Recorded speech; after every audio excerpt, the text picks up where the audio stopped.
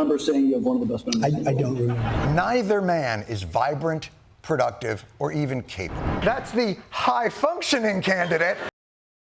Jon Stewart is back and in his first segment has lit the political world on fire as libs are very upset that he called into question the cognitive ability of both Biden and Trump because people feel as if he was kind of drawing a false equivalence. Now, I don't necessarily think he was doing that, and you have to realize there's also legitimate concern there, concern that could cost the election if Democrats don't wake up, and it's important to be able to speak on that, but to do so without equating the Democratic Party to being as bad or worse than the Republican Party.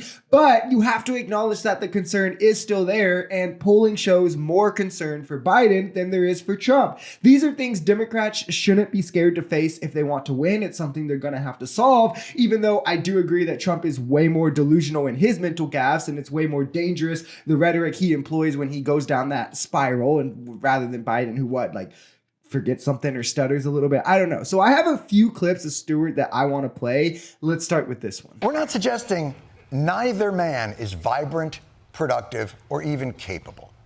But they're both stretching the limits of being able to handle the toughest job in the world. What's crazy is thinking that we're the ones, as voters, who must silence concerns and criticisms. It is the candidate's job to assuage concerns, not the voter's job not to mention them. Now, this is absolutely spot on and where liberals should realize that their weakness lies. We can point out Trump's lack of policy, his fascism, and his own mental decline all we want. It doesn't alleviate the concern provided by Biden. The footage of the president unable to recall simple facts must have been brutal to watch.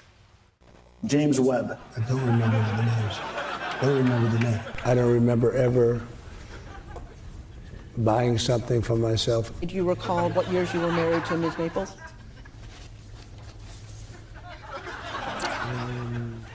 I don't remember that. Okay, as good as my memory is, I don't remember that. But I have a good. So you don't remember saying you have one of the best memories. I don't remember.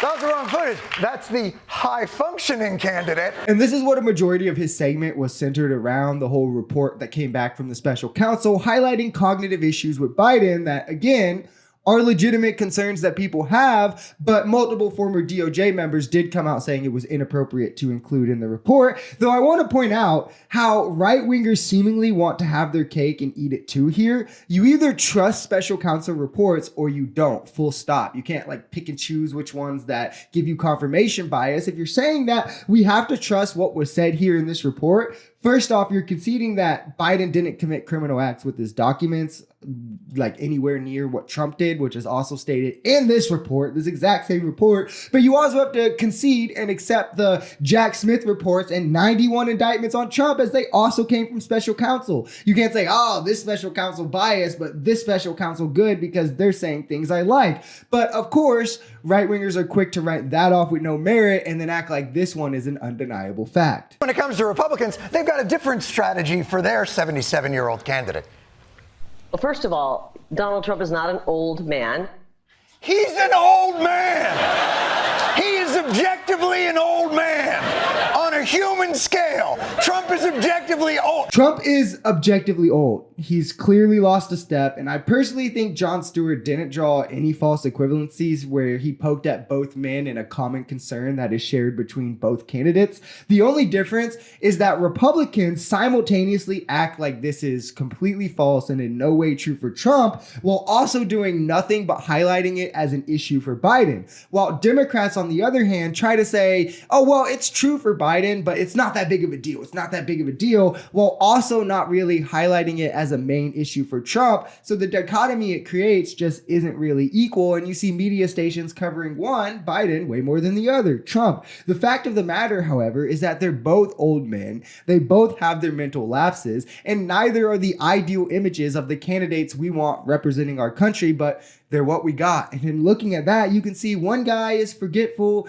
and stutters, and the other guy is forgetful, delusional, and a convulsive liar. You choose which one sounds better, but acting like legitimate concerns are not legitimate concerns is definitely not the answer. If you enjoyed this video, we're Social Society. We're a commentary channel influenced by politics, society, and the economy. We are pretty left-leaning on this channel, but we're open to our right-wingers as well. The biggest thing here is having conversations that get everyone to the bottom of the truth. If that sounds like something that could interest you, consider smashing that subscribe button, leaving us a comment, or even liking this video, because the only way we become a society is together.